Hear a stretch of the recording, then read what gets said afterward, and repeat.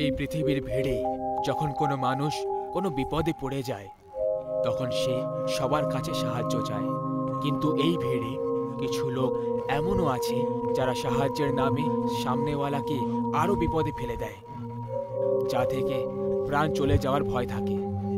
কালো অন্ধকার রাতে শিয়ালদের চিৎকারের আওয়াজ আসে। একটা বড় গাছে অনেকগুলো কাক একসঙ্গে বসে কা কা করে ওখান থেকে উড়ে চলে যায়।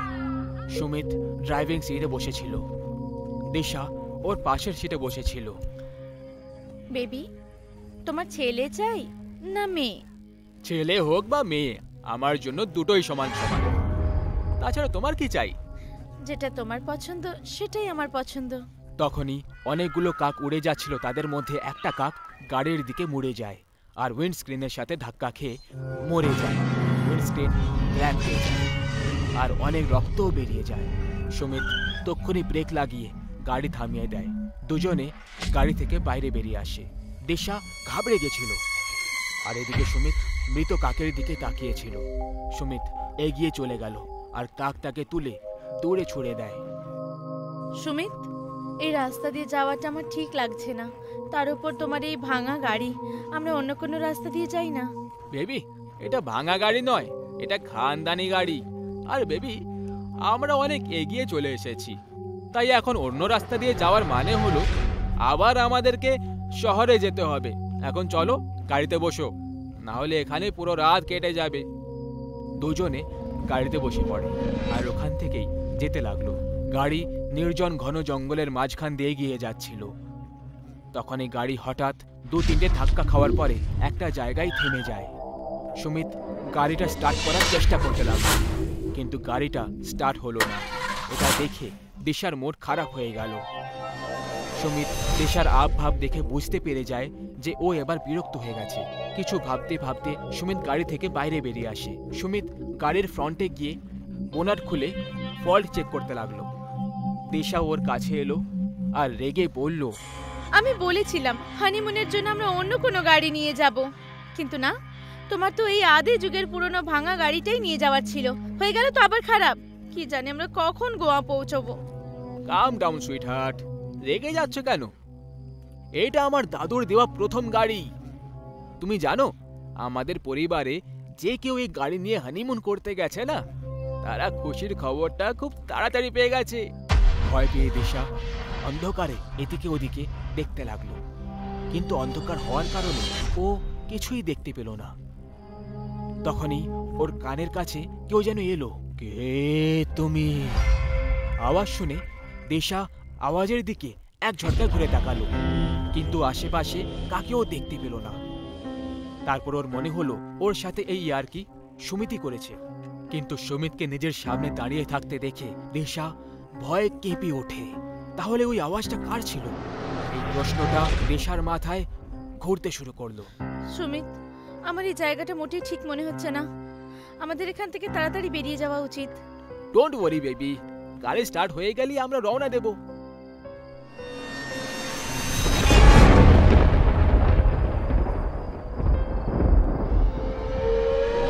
দিশা, কি হলো? ডাইনি, তোমার পেছনে। সুমিত মোবাইলের লাইট অন করে দেখে, তখন ওর পেছনে একটা বুড়ি মহিলাকে দেখতে পায়। ক্রমাগত বিদ্যুৎ চমকাচ্ছে। দিশার এখন একটু অদ্ভুত মনে হচ্ছিল। দিশা এ কোনো ডাইনি নয়, একজন বৃদ্ধ মহিলা। শোনো ঠাম্মা, আমাদের গাড়ি খারাপ হয়ে গেছে। আমরা আজ রাত এখানে আশেপাশে কোথাও কি থাকার জায়গা পেতে পারি? সুমিত, আমাদের এভাবে অজানা লোকেদের কাছে সাহায্য চাওয়া উচিত নয়। তার উপর ওনাকে দেখতে ঠাম্মা কম, ডাইনি বেশি মনে হচ্ছে আমার। এখন সবাই তোমার মতো এত যুবতী আর সুন্দরী তো হতে পারে না আমার ডার্লিং। ডোন্ট ওয়ারি, ও একটা বুড়ি, ওর নিজের একটা পা কবরে আছে। এ চাইলেও আমাদের কি ক্ষতি করতে পারবে? কাছে একটা ডাক বাংলো আছে যেখানে আমি দেখাশোনার কাজ করি। তোমরা দুজন ওখানে থেকে যেতে পারো। ডাক বাংলার দরজা ভেতরের দিকে ভয়ঙ্কর আওয়াজের সাথে খুলল। দরজার সামনে উষা আর তার সামনে সুমিত আর দিশা দাঁড়িয়েছিল। তিনজন ভেতরে চলে আসে আর তখনই দিশার উপরে একটা সাপ পড়ে যায়। দিশা চিৎকার করে লাফাতে লাগলো। উষা ওকে বলল, ভয় পেও না, এটা নকল সাপ, এটা খেলনা। আমার নাতি নাতনিরা এটা দিয়ে খেলা করে। যাও গিয়ে হাত মুখ ধুয়ে নাও, আমি খাবার নিয়ে আসছি। সুমিত আর দিশা একটা রুমের দিকে এগিয়ে গেল। উষা যেতে যেতে ওদেরকে দেখলো, আর তখনই ওর চেহারায় ডাইনির রূপ দেখতে পাওয়া যায়। সুমিত আর দিশা ডাইনিং টেবিলে বসে খাবার খাচ্ছিল। উষা ডাইনির রূপে দুজনকে খাওয়ার সময় সাইডে দাঁড়িয়ে থেকে ওদেরকে দেখতে থাকে আর স্মাইল দিতে থাকে। দিশা গ্লাসে করে জল খাচ্ছিল, আর গ্লাস যখনই টেবিলের উপরে রেখে দেয়, ও নিজের খাবারের থালায় অনেকগুলো পোকামাকড় দেখতে পায়। ও জোরে চিৎকার করে ওঠে আর থালাটা দূরে ছুঁড়ে দেয় আর বমি করার চেষ্টা করতে লাগলো। দিশা, কি হলো দিশা? কি হয়েছে? আরে ওকে, তুমি খাবার ছড়িয়ে দিলে কেন? আমার থালায় অনেকগুলো টিকটিকি, গিরগিটি আর অনেক পোকামাকড় ছিল।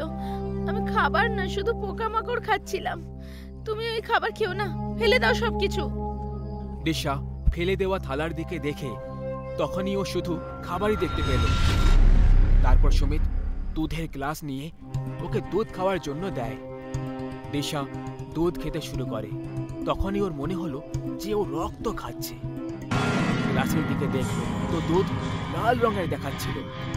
ও তক্ষুনি গ্লাস ফেলে দেয় আর রক্ত রক্ত চিৎকার করে ওঠে। এটা তুমি কি বলে যাচ্ছ দিশা? দেখো দেখো, ওখানে ওখানে না তো টিকটিকি রয়েছে, না গিরগিটি, আর না পোকামাকড়। ইটস ওকে, এই নাও দুধ খেয়ে নাও। সুমিত, সুমিত, এতে রক্ত আছে, আমাকে রক্ত খাওয়াচ্ছ? দিশা, তোমার কি হয়ে গেছে? তোমার শরীর ঠিক আছে তো? ওটা রক্ত নয়, দুধ ছিল। মনে হচ্ছে তুমি একটু বেশি ক্লান্ত হয়ে পড়েছো। চলো গিয়ে শুয়ে পড়ি। সুমিত গভীর ঘুমে শুয়েছিল। দিশার ঘুম পাচ্ছিল না, আর ও বিছানায় বসে আছে। ওর নজর জানালার দিকে যায়, তখন সেখানে ডাইনিকে দাঁড়িয়ে থাকতে দেখে। ও জোরে জোরে চিৎকার করতে লাগলো। সুমিত ঘাবড়ে গিয়ে উঠে পড়ে আর জিজ্ঞেস করে, দিশা, দিশা, কি হয়েছে? কি হয়েছে? সুমিত আর দিশা দুজন জানালার দিকে তাকায়, কিন্তু কাউকে দেখতে পেল না। সুমিত উঠে জানালা বন্ধ করে দেয় আর দিশাকে বলে, দিশা, তুমি যা কিছু দেখে চিৎকার করছো ওটা শুধু তোমার ভ্রম আর কিছুই না। তুমি নিশ্চিন্তে শুয়ে পড়ো, সব ঠিক হয়ে যাবে। না সুমিত, আমার বিশ্বাস করো, ওখানে সত্যি কোনো ডাইনির মতো দাঁড়িয়ে ছিল। আমি ভালো করে দেখেছি দিশা, ওখানে তেমন কিছুই নেই। এনিওয়েজ, তুমি অনেক ঘাবড়ে গেছো, আমি তোমার জন্য জল নিয়ে আসছি। সুমিত কিচেনের দিকে চলে গেল। ওখানে ফ্রিজ রাখা রয়েছে। সুমিত জল বার করে আর ফ্রিজের দরজা বন্ধ করে মুড়ে যায়। আর তখন ওর মনে হলো ও যেন কিছু দেখেছে। ও ফ্রিজটা আবার খুলে দেখে আর একেবারে অবাক হয়ে যায়। ফ্রিজে একটা মাথা কেটে রাখা ছিল। সুমিত গুরুতরভাবে ভয় পেয়ে যায়। তখনই দিশার চিৎকার শুনতে পাওয়া যায়। সুমিত আওয়াজের দিকে ঘুরে তাকায়। সুমিত, সুমিত, ও আবার এসেছিল। সুমিত, প্লিজ আমার বিশ্বাস করো, ও আবার এসেছিল। ও সত্যিই ডাইনি। তুমি ঠিক বলছো, এই জায়গাটা ঠিক নয়। আমিও ফ্রিজে কোনো এক মানুষের কাটা মাথা দেখলাম। চলো চলো, পালাও এখান থেকে। সুমিত আর দিশা গেটের দিকে দৌড়চ্ছিল, কিন্তু যখনই ওরা দুজন গেটের দিকে পৌঁছলো তখন গেট নিজের থেকেই বন্ধ হয়ে যায়। দুজন বুঝতে পারলো না যে এখন তারা কি করবে। দিশা পেছনে ঘুরে তাকালো, তখনই বিদ্যুৎ চমকালো। বিদ্যুতের আলোয় দিশা ওই বাড়ির ছাদে সেই ডাইনিটাকে উড়তে দেখতে পায়। ওর চোখ দুটো ভয়ের চোটে একেবারে ফেটে রয়ে গেল। সুমিত ওপরে তাকিয়ে দেখে, তখন ওরও অবস্থা খারাপ হয়ে গেল, কারণ দুজনের মাথায় মৃত্যু যে দাঁড়িয়েছিল। ছাদে উষা খুবই ভয়ঙ্কর ডাইনি রূপে দেখা যাচ্ছিল। ও জোরে জোরে হাসতে শুরু করলো। আজ অব্দি বাংলো থেকে কেউ বেঁচে পালাতে পারেনি, তোমরা দুজন কি করে যাবে? হাসতে হাসতে ডাইনি দুজনের দিকে এগিয়ে যায়। সুমিত আর দিশা ঘাবড়ে গিয়ে পেছনের দিকে পালাতে লাগলো, কিন্তু তখনই ডাইনি নিজের দুটো হাত লম্বা করে দেয় আর ওর হাত পিঠ দিয়ে ওদের ভেতরে ঢুকে যায় আর পেট ছিঁড়ে বেরিয়ে আসে। দুজন ওখানেই মরে যায়। আর ডাইনি হাসতে শুরু করে। মানুষকে কখনো কোনো রাস্তায় অজানা লোকেদের থেকে সাহায্য নেওয়া উচিত নয়, না হলে যে কোনো মুহূর্তে যে কোনো অবস্থায় নিজের প্রাণ হারাতে পারে। আমাদের আজকের গল্পের মূল হলো দরকারের চেয়ে বেশি উচ্চাকাঙ্ক্ষা, কিছু করে দেখানোর, কিছু প্রাপ্ত করার আকাঙ্ক্ষা। পৃথিবীতে জন্মানো প্রায় প্রত্যেক প্রাণীদের বুকে এই অনুভব ঝড় নিয়ে আসে। ভালো রাস্তা দিয়ে হেঁটে কেউ নিজের এই উচ্চাকাঙ্ক্ষা পুরো করে তো এমন সফল ব্যক্তির এই পৃথিবীতে কোনো তুলনা হয় না। কিন্তু যদি নিজের উচ্চাকাঙ্ক্ষাকে পাওয়ার জন্য কেউ রক্ত পাওয়ার স্থিতিতে এসে যায়, তখন এমন ব্যক্তির অন্ত খুব ভয়ঙ্কর হয়।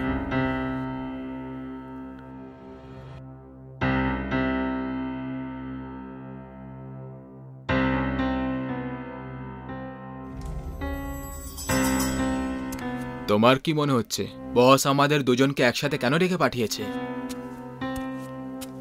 চিন্তা কেন করছো ভাই, তার কাছেই তো যাচ্ছি নাকি, এক্ষুনি জানা হয়ে যাবে। আর বলো রাজু, কেমন আছো? বাড়িতে সব ঠিক? আজ্ঞে সাহেব, সব ঠিক আছে। তুমিও না রাকেশ, কতবার বুঝিয়েছিলাম তোমাকে আমি যে পিয়ন, লিফটম্যান, হাউসকিপিং ওয়ালাদের সঙ্গে কথা বলবে না, আমাদের স্ট্যান্ডার্ডের সঙ্গে এসব ম্যাচ করে না। ও আর আমি, আমরা দুজনেই মানুষ সমর, আর আমরা দুজনেই নিজের নিজের কাজ করছি।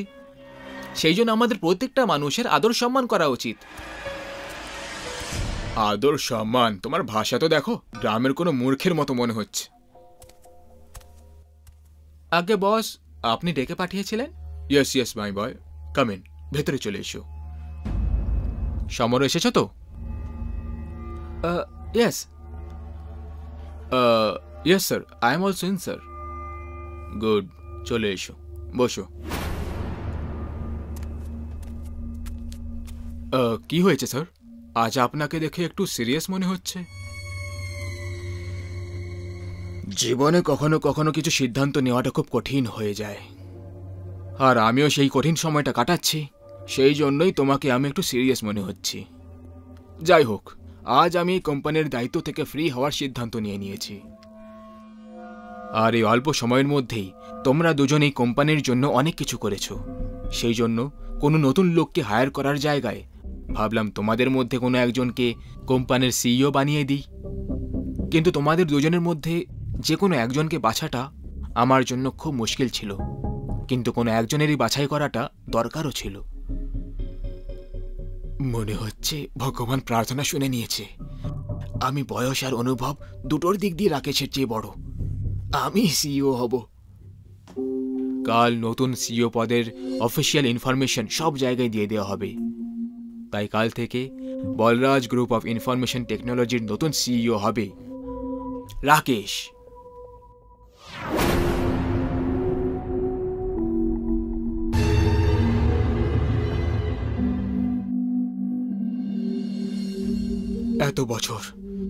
এত বছর এই কোম্পানিকে যে পজিশন পাওয়ার জন্য দিয়েছিলাম, সেটা এত সহজে অন্যের হাতে যেতে দিতে পারি না আমি। তাতে আমাকে রাকেশের প্রাণে নিয়ে নিতে হোক না কেন।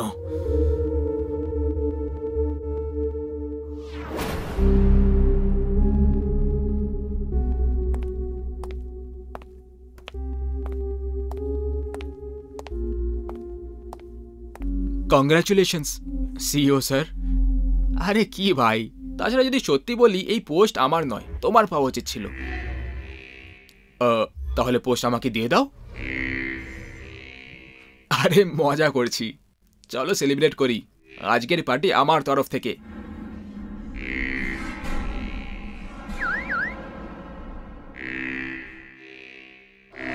আরে কিন্তু এভাবে হঠাৎ, আর আমার গাড়ি? আজকাল লাইফে অনেক কিছু হঠাৎ করেই হয়ে যাচ্ছে। তুমি সিইও তো হঠাৎ করেই হয়ে গেলে, তাহলে এই পার্টি হঠাৎ কেন হতে পারে না? আজকে শুধু তুমি আর আমি আর আমার ইয়ট, যেমনটা বন্ধুর ইচ্ছে। চলো।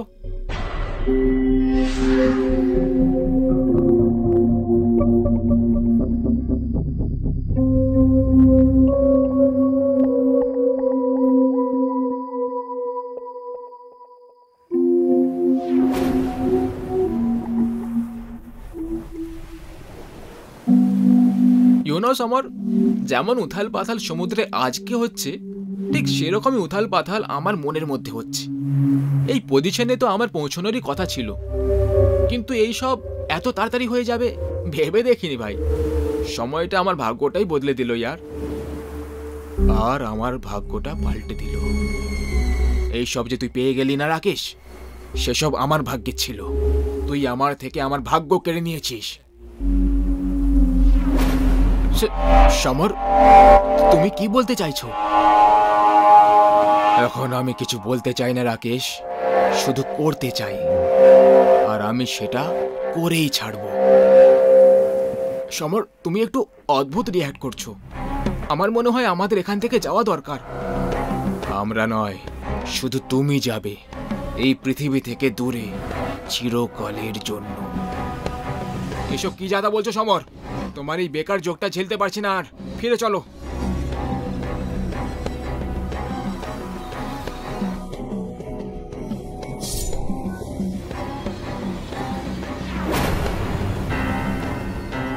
ইন্টারন্যাশনাল কম্পিটিশনে সেকেন্ড পজিশনে এসেছিল আমার।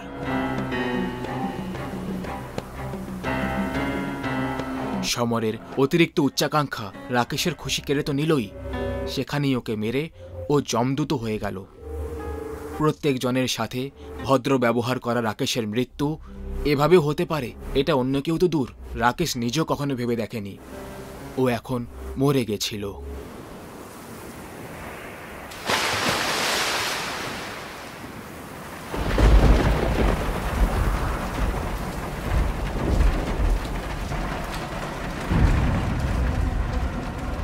সব জায়গায় খুঁজে নিয়েছি স্যার, রাকেশের ব্যাপারে কোথাও কিছু জানা যাচ্ছে না। মনে হচ্ছে সিওর পোস্টের কথা জানতে পেরেই ও নিজের আসল রংটা দেখাতে শুরু করে দিয়েছে। কোথাও কোনো 5 স্টার হোটেলের রুমে পড়ে আছে হয়তো, মদ খেয়ে। যাই হোক, সময় হয়তো এটাই চেয়েছিল যে সিইও যেন রাকেশ নয়, তুমি হও। Are you sure sir? আমার সিদ্ধান্তে তোমার কোনো সন্দেহ আছে? নো নো স্যার, একদম না। আমি শুধু বলছিলাম যে কাল অবধি ওয়েট করে নেওয়া যেত। সময় আর বিজনেস কারোর জন্য থামে না সমর। অ্যানাউন্সমেন্টটা কালকে ঠিক করে দাও আর কাজে লেগে পড়ো। আগে স্যার।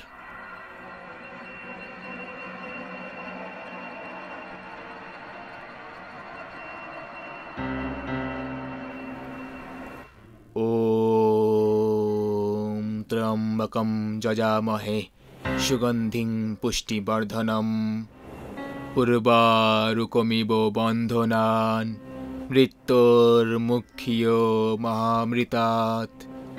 ওম।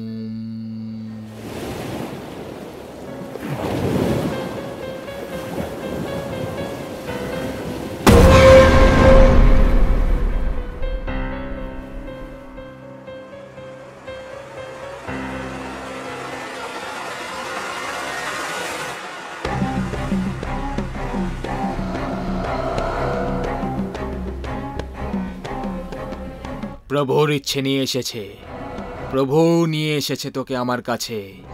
সেও ন্যায় চাইছে, তুইও ন্যায় চাইছিস, পেয়ে যাবি, ন্যায় পেয়ে যাবি। ওম ভট।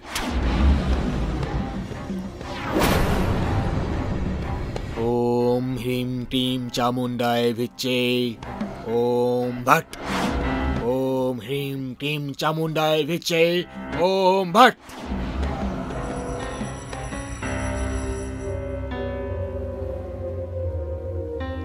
যাও বালক, ন্যায় করো।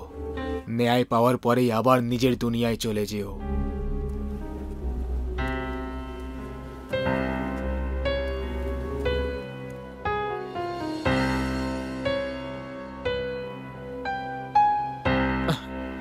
দেখ জনি, আজ আমার প্রমোশন ডে। সবকিছু খুব ভালো করে হওয়া চাই, কিছু অ্যাভারেজ যেন না হয়, বুঝতে পেরেছিস? সিইও পদের অ্যানাউন্সমেন্ট, এটা সিইও পদের।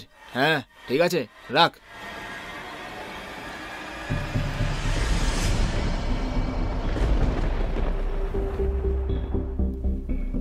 রাকেশ, ও এখানে কি করে আসতে পারে?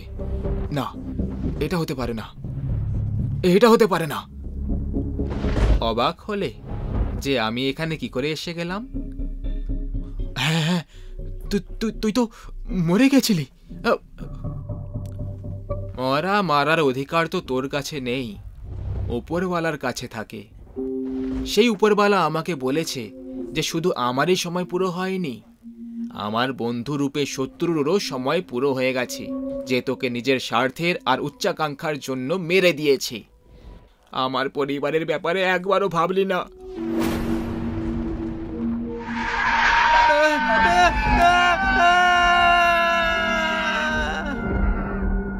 রাকেশ, রাকেশ, দেখ দেখ, আমি তোর সঙ্গে ভুল করেছি।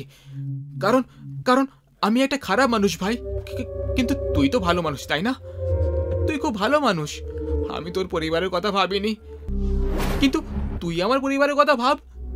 ক্ষমা করে দে ভাই, ক্ষমা করে দে। আমি ক্ষমা করতে ফিরে আসিনি, তোকে সাথে নিয়ে যেতে এসেছি। চল। না, এটা হতে পারে না। আমি কোথাও যাব না। আমি সিও হয়ে গেছি, আমি কোথাও যাব না।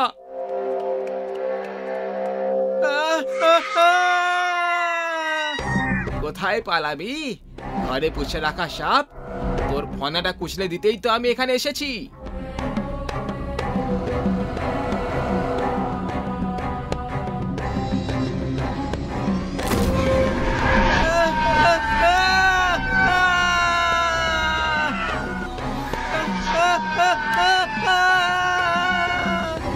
লোভ, ঈর্ষা আর স্বার্থে ভরা সমস্ত উচ্চাকাঙ্ক্ষা সব সময় খারাপ হয়।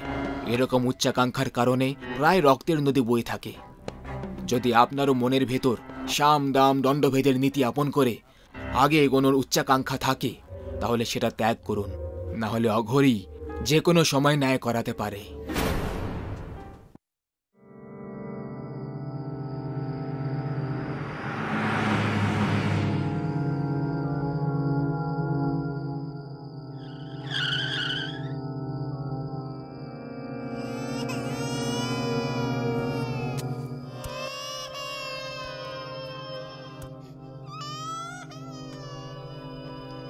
এই কান্নার আওয়াজটা কিসের? আমি দেখছি।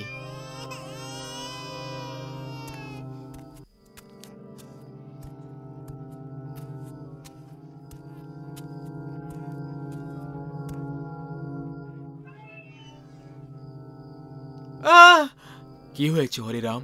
কে ওখানে?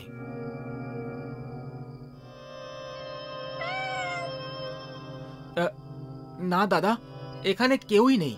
মনে হয় কেউ মজা করছিল, কেউ ইয়ার্কি করছিল, হয়তো পালিয়ে গেছে।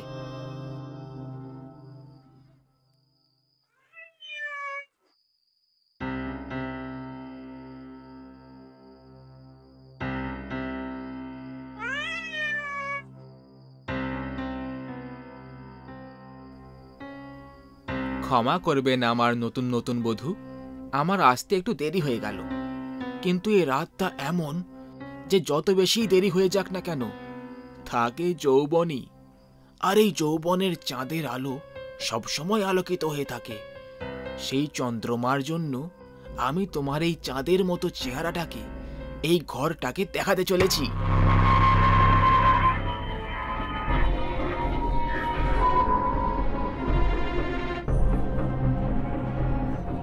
আর কত গিলবে? অনেক হয়েছে আজকে, চলো গিয়ে এবার শুয়ে পড়ো। আরে এত তাড়াতাড়ি কি করে শুয়ে পড়ি? আজ আমাদের ভাইজির বিয়ে হয়েছে। বিয়ের খুশিতে আজকে যদি না গেলি তাহলে কবে গিলবো? আমি তো বলছি আমার গিন্নি, তুমিও একটা দুটো গিলে নাও। বাহ বাহ, নিজে তো ডুবে যাচ্ছ আর আমাকেও নিয়ে ডুবতে চাইছো? আরে গিন্নি, এতে ডুবতে নয়, এতে সাঁতার কাটতে হবে আমার ফুলকুমারী। একবার খেয়ে তো দেখ। ভাগাড়ে যাও, তোমার এই মদ আর তুমি। আমি গেলাম শুতে।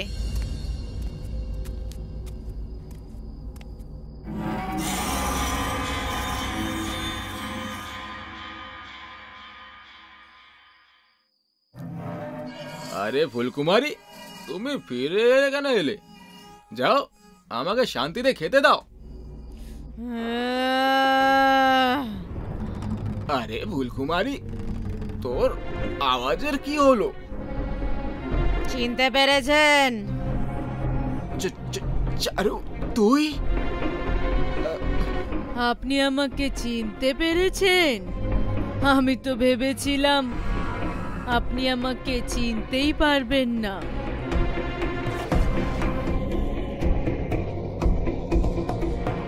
চারু, না না, আমাকে ছেড়ে দাও, ছেড়ে দাও।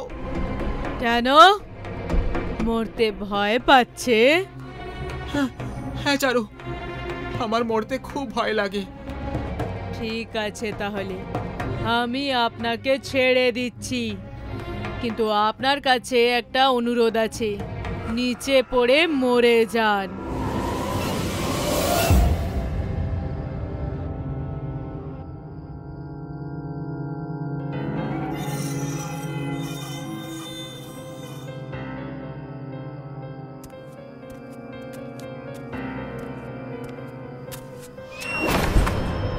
কে কে ওখানে?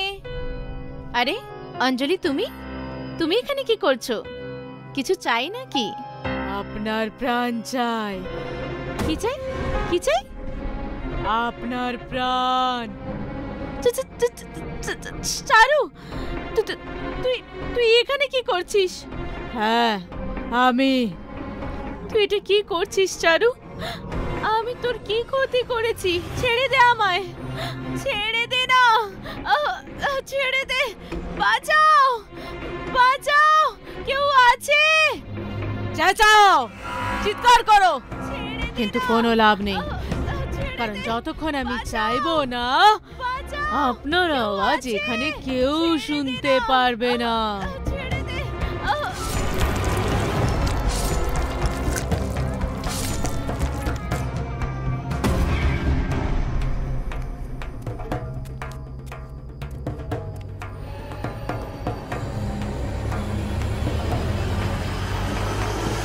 চারু, আরে, আপনি তো আমাকে চিনে ফেললেন। আমি তো ভেবেছিলাম যাই হয়ে যাক না কেন আপনি আমাকে চিনতে পারবেন না। এটা তো দারুণ হয়ে গেল, যা আমাকে সবাই মনে রেখেছে। কিন্তু তুমি তো মরে গেছিলে, আর তুমি এখানে কি করছো? মরে তো গেছিলাম, কিন্তু কি করতাম? প্রতিশোধ নেওয়ার জন্য আমায় ফিরে আসতে হলো। যেমনটা আপনারা করেছিলেন তেমনটা তো কোনো শত্রুও করে না। তাছাড়া আমি আপনার ভাই আর আপনার স্ত্রীকে তো মেরে ফেলেছি। এবার আপনার পালা। আপনার পর বাকি সবাইকে মেরে ফেলবো।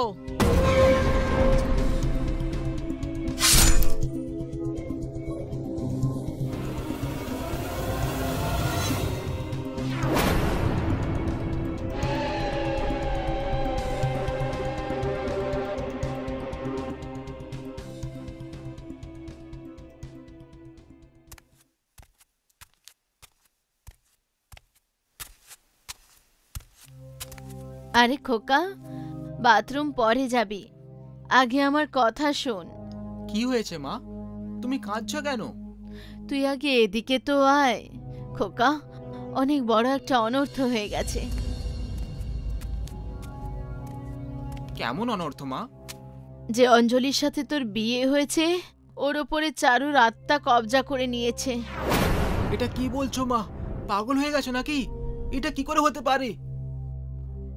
সত্যি বলছি রে খোকা, আমি নিজের চোখে দেখেছি। ও তোর বাবা আর তোর কাকা কাকিকেও মেরে ফেলেছে খোকা। ও আমাদের দুজনকেও মেরে ফেলবে। তোর তোর বিশ্বাস হচ্ছে না তাই না? চল চল গিয়ে রান্নাঘরে দেখে নে। এই দেখ, দেখ কত নির্দয়ভাবে মেরেছে ও তোর বাবাকে। হ্যাঁ খোকা, আমি সত্যি বলছি, তোর কাকার লাশ বাইরে পড়ে আছে, কাকির তার ঘরে।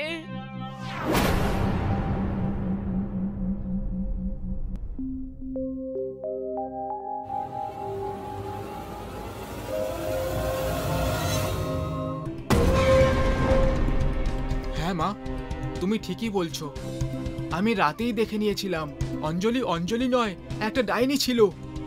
কিন্তু ওই চেহারা দেখে আমি অজ্ঞান হয়ে গেছিলাম। সকালে উঠলাম তো সব স্বপ্নের মতো লাগলো। এখন এখন এখন আমরা কি করব মা? যদি আমরা পালাতেও চাই তো এই চারু আমাদের পালাতেও দেবে না। যদি আমরা চারুর কাছে গিয়ে ওর কাছে ক্ষমা চেয়ে নিই। খোকা, ওর আত্মা খুব রেগে আছে, যদি ও আমাকে ক্ষমা না করে তখন? সামনে কুয়ো, পেছনে গর্ত আছে মা, দুই দিকেই পড়তে হবে, প্রায়শ্চিত্ত করতে হবে। ভুলের ক্ষমা চেয়ে নিলে যদিও আমাদের ক্ষমা করে দেয়। যেমনটা তুই বলিস খোকা, আমাদের কিছু না কিছু তো একটা করতেই হবে। চল দেখি কি হয়। অঞ্জলি, চারু, চারু, চারু মা, কি ব্যাপার? তোমরা দুজন আমাকে চিনে ফেললে? কি করে চিনবো না, আমরা একই গ্রাম থেকে উঠে এসেছি মা। তোমাকে তো আমি নিজের কোলে বসে খেলিয়েছি চারু মা। মা নয় বৌমা, যদি তোমরা ভুলে গিয়ে থাকো তাহলে আমি নিজের রাম কাহিনী নিজের মুখ দিয়েই শুনিয়ে দিচ্ছি। শোনো, আমার আর বিকাশের বিয়ে কিছু মাস আগে হয়েছিল, কিন্তু বিয়ের পরেই তোমরা আমাদেরকে বাবার কাছে ছেড়ে শহরে চলে এলে, আর আমাদেরই যৌতুকের টাকায় ব্যবসা দাঁড় করিয়ে ধনী হয়ে গেলে, আমাদেরই ভুলে গেলে। না চারু মা, আমরা কিছুই ভুলিনি। আমাদের তো তোমাদের আনতে আসার কথা ছিল, কিন্তু ততক্ষণে অনেক দেরি হয়ে গেছিল চারু মা। ও, এখন তোমরা সবাই ইমানদার হয়ে গেলে, আমি ভুল চিন্তাধারার কারণে মরে গেলাম না? যদি তোমরা ঠিক সময় চলে আসতে তাহলে আজ আমি আর আমার বাবা বেঁচে থাকতো। মিথ্যে বলে তো তুই মানুষকে দুর্বল করতে পারবি বুড়ি, কিন্তু আমাকে নয়। আমাদের সবার টাকার লোভ আমার পুরো পরিবারকে শেষ করে দিল। জানিস কি তুই এটা? জান কি তোমাদের সবার জন্য পুরো গ্রামে আমাদের বদনামি হলো। আমি যেখানেই যেতাম তো সবাই দেখে হাসতে থাকতো, মজা করতো। আমাকে স্বামী ছাড়া মনে করে ছেলেরা নোংরা নোংরা কথা বলতো, ইশারা করতো। এই বদনামির ভার আমার মা বাবাকে মেরে ফেললো,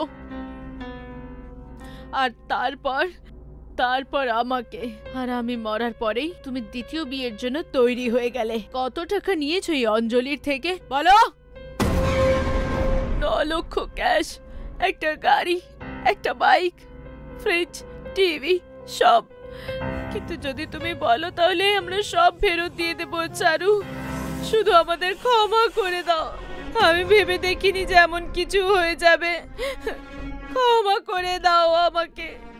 চারু, আমি মানছি যে আমরা ভুল করেছি, আমরা নিজেদের ভুলের জন্য লজ্জিত। প্লিজ আমাদের ক্ষমা করে দাও, অঞ্জলির শরীর ছেড়ে দাও। এত সহজে কি করে ছেড়ে দেব? যতক্ষণ আমার প্রতিশোধ পুরো না হয় আমি মুক্তি পাবো না।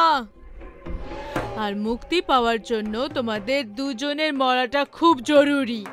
না চারু মা, একটু তো দয়া দেখাও। আমি তোমার শাশুড়ি, আর শাশুড়ি মা সমান হয়। এরকম মা আমার দরকার নেই।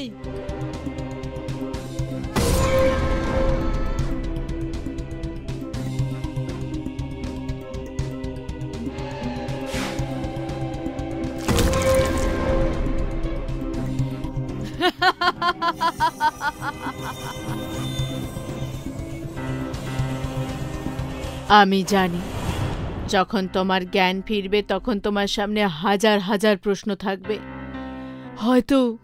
হয়তো তুমি সেই সব প্রশ্নের উত্তর আমার এই ডায়েরি থেকে পেয়ে যাবে।